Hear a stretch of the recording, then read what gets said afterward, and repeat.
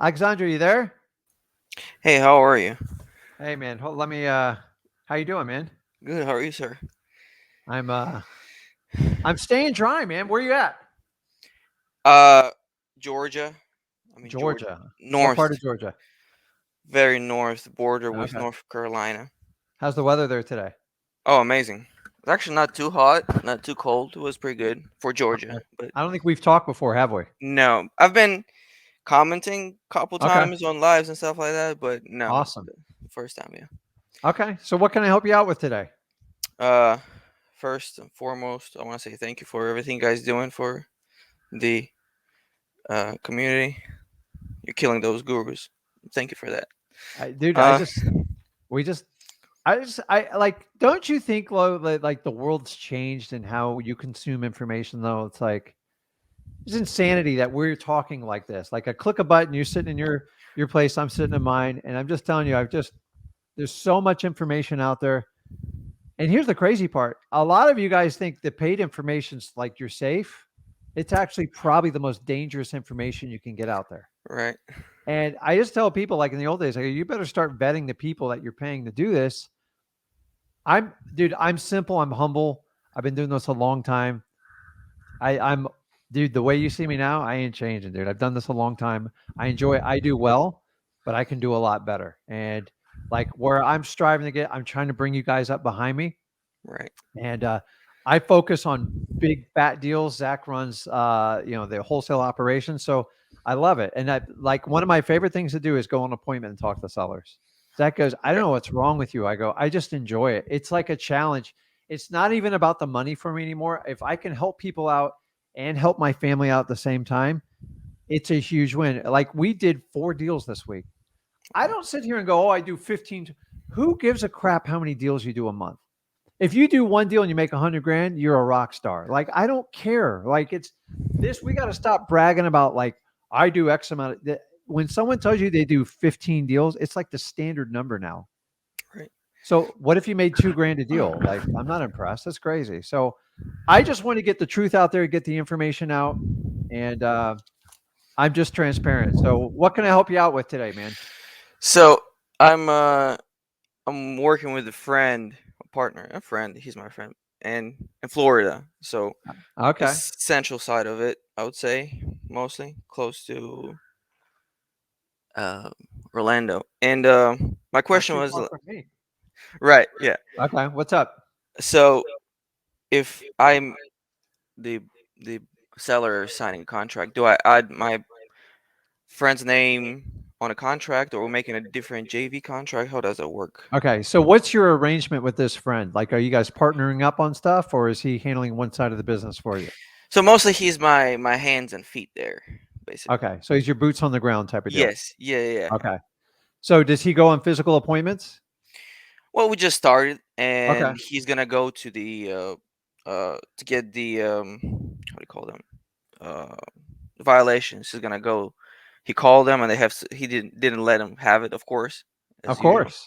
Yeah, and Okay, he's gonna go over there in person. Yeah, for now. So okay. that's the So kind of redefine your question so I can help you out and everybody understands if they have a question too online. right. So whenever we're gonna split everything because Okay, we're gonna be partners, and it's not just like okay. I'm paying him like a fee I of got it. I or got it. right. 50-50 partners, right? Right. So basically, kind of JVing, but Okay. we just like we're friends, not just make a contract with someone I don't know. I know him personally. So how would I go about it? How does that work? Okay. So, number one is, I mean, do you trust this person? Yeah, I've known him Okay. like 3 years now. Okay. Are you guys committed to doing wholesaling? Yeah, Okay. I say more me than him, but yeah. Here's my recommendation. So when you first started wholesaling, you don't have to overcomplicate like legal structure stuff like that. Hmm. If he got a deal tonight, Hmm. okay, Hmm. and the seller goes, I'm ready to go. Like everything hit all the boxes, like, holy moly, this is a great deal. What would you do? He's standing right there. He's like, dude, Alexander, I got this guy. He's all in. The house is run down. He's moved out. It's like he says, if we don't do a deal, then he's going to call someone else. How are I you was going to write just that contract? the The way it is, like on my name, because I Okay. fill it up. Yeah. So, guys, I want you to understand, as long as you have an assignable contract, you can fix that. Okay. Okay. So I've had people tell me on this is like, I went to the appointment, everything was right. I didn't have an LLC set up. So I waited till Tuesday to meet with my lawyer accountant. And it Mhm. was like a week went by and the guy sold the property to somebody else. So don't ever let the deal structure of a wholesaling thing stop you from getting started in wholesaling. It's actually a procrastination tool. It doesn't work.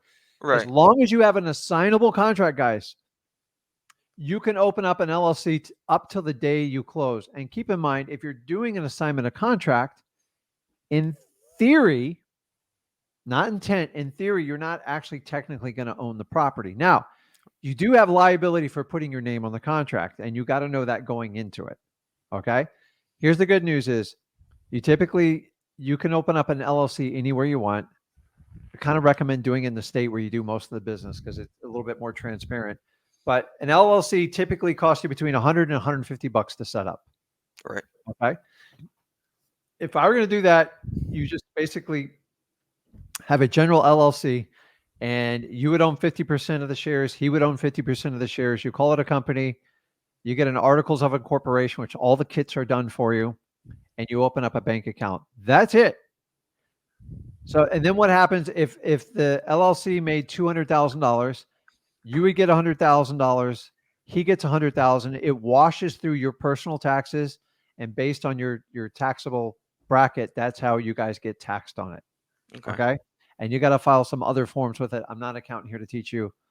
That's really the best way to do it if you can do it with a partner. But I'm here to tell you guys on like partnerships, I'm just going to give you the skinny. The easiest way to get rid of your friend is become a partner with him. And I'm being brutally honest. Like it's tough. So Right. is he married? No. No. Are you married? Yes. Okay. So there's a lot of factors that come into it. And like people don't understand that. Like wives have say in this stuff. Hmm. Ask me how I know. I'm married 25 years. It's just, you got to know who you're going in. I Right. always recommend in the beginning, if it sounds like you have a little bit better relationship with him. For someone you don't know, say someone you met in the comments here, and you guys do this all the time. First of all, Hmm. I don't underwrite anybody in these comments. I don't know. I believe people have the best intention. Is you could do a JV deal with someone and make sure the trust is earned before you go like get in the bed with them, so to speak. Okay. Right. Yes. I think you're a little bit further than that. You can make that Yeah. decision. It's so the biggest thing people miss in their LLCs is there's a section in there on if you want to dissolve it. Say you get in like a bitter dispute or he has to file bankruptcy and it screws up the business type of deal. There has to be a clear cut exit plan. Like Hmm. sometimes because then you own properties and stuff like that. But my recommendation, both of you, if you're going to do it for the long run, sit down with a lawyer and make sure you clearly it's not as expensive as you think. Usually 500-600 bucks, you get the whole thing done, and then you treat it like a business as opposed to because friends, like I got some good friends, but I'd never go into business with some of them. And like I have gone into business friends, and for full disclosure, I've lost friendships over it. Right. I didn't realize they had this issue and like, oh no, we're friends. It's good. Like, no, you just can't take money out of a bank account. Like so if you're gonna do it, especially with the bank account, make sure you have checks and balances in place, 2 check signing. Um, and usually one person's in control of the finances. Just make sure the person is the responsible party. But like, don't let it stop you, guys. It's 150 bucks to set up an LLC. Most people don't set them up right, but like I've seen these services where gurus are pitching $1,000 to set up an LLC. Like you could go hire a private lawyer and have them do the whole thing for you for half the cost. Okay. So, and all they do is help you spell out like what happens if Johnny says he quits. Well, then Johnny gets nothing. So like in the first 5 years, I'd say if you quit, you get nothing. Like Hmm. that's it. Whatever's in the account, that's it. And we just call it a day. So that's the biggest challenge you have with people is like, no, it's never going to happen because we're really good friends. We can't make that. It's not going to happen. And it does happen. So you know, he's your friend. So have you had a deep conversation with him about the business structure? Not yet. Yeah. Okay. Not I yet. suggest you do. And I would dive into every worst case scenario because I'm telling you, dude, I've avoided it and it comes up and it gets real. Like I've spent time in court. I just spent almost $50,000 breaking up from a business partner of an LLC. 50 grand. We were chugging along. We were doing really, really well. And I just learned he just didn't want to do the business and I was doing all the work. And he's like, hey, why not? I just a gravy train. I'm like, I'm not doing this anymore. And I dissolved the business. Mm. And he sued me. And I won, but I didn't really know him. And that wasn't, and then I've been in business with friends where businesses didn't work out. So just guys, just be careful when you do friends with business because it's you got to run it like a business first. So I just went through this today on like another real estate deal. So the really beauty of real estate is you can go deal the deal, and if people don't honor their agreement, you can just call it a day and move on. And Right. that's how I start out with people like, I'm not sure about you. Let's do this deal. If we're happy at the end, maybe we'll renew another deal. And then Mm. I've had people, I do one deal. I'm like, maybe dude, lose my number. I don't want to ever work with you again. That's crazy. So, but that, I think you got the right structure. Anything else? Uh, yeah, I had written down real quick. So you when you talk Wednesday, I believe, about the filling out of contracts, right? Um, Yeah. So I went into details on that. right. You got any questions on that or? Yeah, you said that you don't ever pay the liens on a house and on mortgages and this stuff, right? So in order to be able to purchase a house, doesn't the lien have to be closed first? So typically how all house sales go is, so say I say, okay, Alexandra, I'm buying your house for 100,000. They're like, okay, Okay. 100,000. If that's it, we put in a contract together, we give it a title company, whatever liens are on that house comes out of your end. It doesn't come out of mine. And worst case scenario, say you owe $130,000 in liens and I have a contract for 100 grand. Guess what? We can't close on that transaction and I'm off the hook because you have to deliver me clear title. So without it, it doesn't work that way. Now, some sellers just aren't, they're not honest with you up front. Where most wholesalers get in trouble is when someone goes, I need a net number. I need a net 50,000 at the end. Be very, very cautious because you have no idea what the end number is going to be because you haven't seen the title work. Right. So I go, I tell you what, Mr. Seller, tell me what you owe against the house and we'll do some basic math here. And if that works out, then we'll see what the number is. But I can only promise you this offer price, maybe less the closing cost, but the liens and the mortgage, I didn't sign this stuff up and I can't be on the hook for it. And you got to let them know that because I had multiple people I've been working on with JVs and they go, he told me he wanted a net number. Dude, net numbers are like a dream 9 times out of 10. Now, every now and then they are right, but you got to make sure you have all the information before you offer a net. Like the Right. day you close affects the net, where the property tax is paid. I don't know. What about like escrow monies and stuff like that? And it gets really complicated quick. And so if I have a guy who goes, listen, I just want to walk with 20 grand in my pocket, I have to go do so if I write a contract for 100 grand and he's got 80 grand in liens, I can make it work. What if the liens are like 92,000? How am I Mm. going to unwind that contract with them? And so when they say net, a lot of times you got to take a step back and go, okay, listen, share the data you have with me. And then I'll even write in the addendum section, if I can verify that your liens do not exceed this dollar amount, then maybe you can do it. But like in the beginning, as a new wholesaler, you do not want to get in that trap because they will nail you to the wall on it. Like they will not close unless you give them that number. And then all of a sudden you're working for free because you'll have to give away your assignment fee to make up the difference. So the only thing you got to remember in the beginning is stay away from net numbers because they're bad. They never ever, like I just had a deal on like a high end deal and the guy's like, I need a net 300. I go, I don't even know what you owe. And so I went through it and then he got down. He owed he had a $5,600 tax bill. He goes, I have to net that number. I go, your taxes are not my problem. Like I'm not paying your taxes. You didn't pay them. I wasn't getting that great of a deal. I was buying it for something else. And so whenever I hear net number, I'm like, now every now and then there are people like, I just need to walk away with 20 and sometimes there's 80 grand in there. I Mm. don't take advantage of those people. I try to help them out. And you have to do that because some people are, by the way, I've been set up. I've had people sit there and see how bad you're going to abuse the situation. I've had people go, here, just take my house. I go, I'm not doing that. So somebody sent me a lead on here.